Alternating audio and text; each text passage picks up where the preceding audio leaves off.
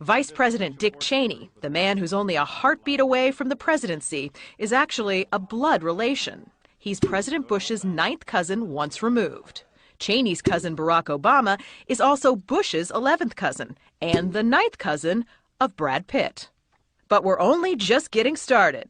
President Lincoln was President Bush's 7th cousin 5 times removed, and Bush shared more than just a ballot with John Kerry. That's right, they're 9th cousins twice removed. There's also royalty in the Bush bloodline. Princess Diana was Bush's 11th cousin twice removed. And then there's this bombshell. Sure, she may have been singing to JFK, but what about GWB? He is, after all, her 9th cousin 3 times removed. He's also related to Playboy founder Hugh Hefner, even Pocahontas, and Vlad the Impaler. Trace the family tree far enough, and you get Madonna. Those weapons of mass destruction got to be somewhere. Nope, no weapons over there.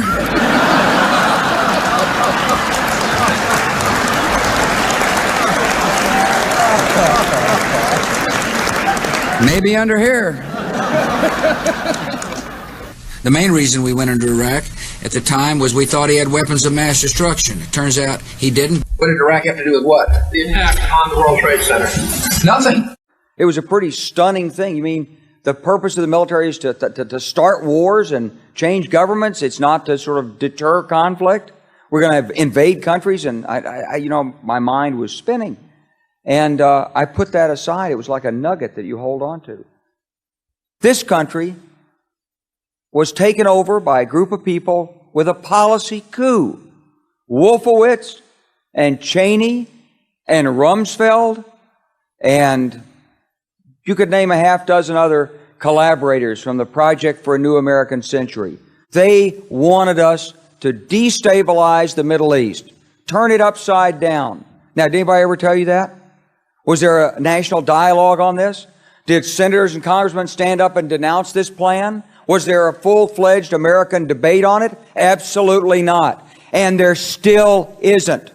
I was leaving the Pentagon, and an officer from the Joint Staff called me into his office and said, I want you to know, he said, sir, we're going to attack Iraq. And I said, why? He said, we don't know. He said, I said, well, did they tie Saddam to 9/11? He said, no. And then I came back to the Pentagon about 6 weeks later. I saw the same officer. I said, why haven't we attacked Iraq? We still going to attack Iraq? He said, oh, sir. He says, it's worse than that. He said, he pulled up a piece of paper off his desk. He said, I just got this memo from the Secretary of Defense's office. It says we're going to attack and destroy the governments in 7 countries in 5 years. We're going to start with Iraq, and then we're going to move to Syria, Lebanon, Libya, Somalia, Sudan, and Iran. One media and public relations company who assisted the Pentagon by creating mock insurgency videos. The British advertising firm Bell Pottinger helped the DoD for years in PSYOPs campaigns. Documents obtained by the Bureau of Investigative Journalism show that in 2006, Bell received $120 million from the Pentagon for their initial services, and later received over $500 million for their video and production and editing services from 2007 to 2011. Martin Wells worked at Bell Pottinger for about 2 years and was one of the video editors from London shipped out to Camp Victory in Iraq. Whilst I was working there were 3 different types of strand, really. So we would do the news items that would go out on the news and go out on various channels locally. The kind of stories, a bomb would go off, a car bomb would go off, people would die, we would have people out there filming it, it would come back, we would then edit it into stories that would then go out. Other modification programs, experimental ones done by private companies, done by the United States government, done by states across the United States are underway. There's more than 50 of them in operation across the United States. There are programs around the world. International corporations are modifying our weather all the time, and they're modifying it in ways that cover thousands and thousands of square miles. Most of it is chemically altered, so that what happens is that we are putting chemicals, ground-based chemicals that are shot into the air, or chemicals coming from airplanes that change and modify our weather. Lasers, sound like the stuff of science fiction, right? Sound completely unbelievable. How could our military possibly be using those in future warfare?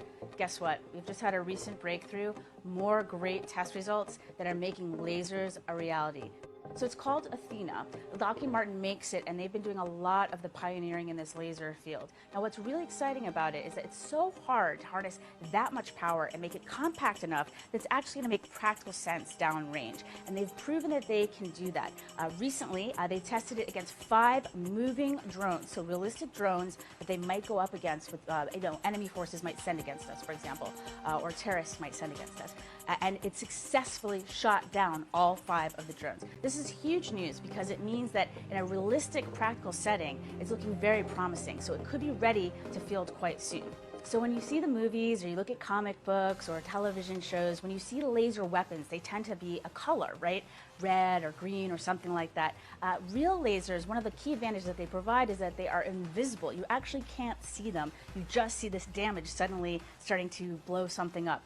So if we take a look now at what the Athena did to a truck. So we're looking at a truck engine, and the Athena within seconds was able to beam right in there, heat the whole thing up, and burn through the engine of this vehicle. So if you can imagine if you were in that vehicle, all of a sudden, this hole would start appearing in your engine, and the whole thing would just disappear.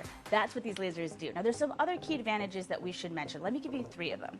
1, unlimited ammo. As long as we have power, we have an unlimited magazine. And downrange, of course, having unlimited ammo can be a huge advantage. Second, it's silent. You don't give the enemy any advance warning that it's coming. And then the third one I wanted to touch on is that it travels at the speed of light. So not only are we delivering powerful, decisive effects, lethality, we're also doing it so rapidly they don't know what hit them. So if you can circle back to that example of being in the car again, that would happen so instantaneously, within seconds, you truly would have no idea what was happening. It would just suddenly start disintegrating, right? So what can we use these against? So we talked about the vehicle a bit. We talked about how Athena has just proven itself against drones. But in the real world application, our forces could use it against the drones. We could use it against aircraft. We could use it against vehicles on the ground, like we mentioned. We could also use it against fast attack boats. And in fact, Athena's sibling, Adam, a couple years ago proved that it could eliminate these fast attack boats. So if you imagine boats start trying to swarm one of our ships, not a problem for this laser. Burns right through the hull. As you can see right there, it's burning right through the hull.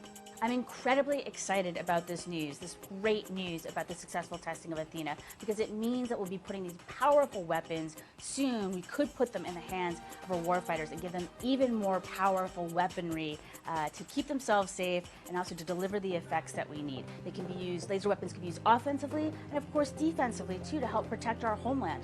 Think of our airports that might be under threat from enemy drones. They could be used to protect we could use them statically and used to protect our airports. They could be used to protect our power grid, our nuclear plants. So there's lots of different exciting applications for this technology. It is no longer science fiction, but science fact.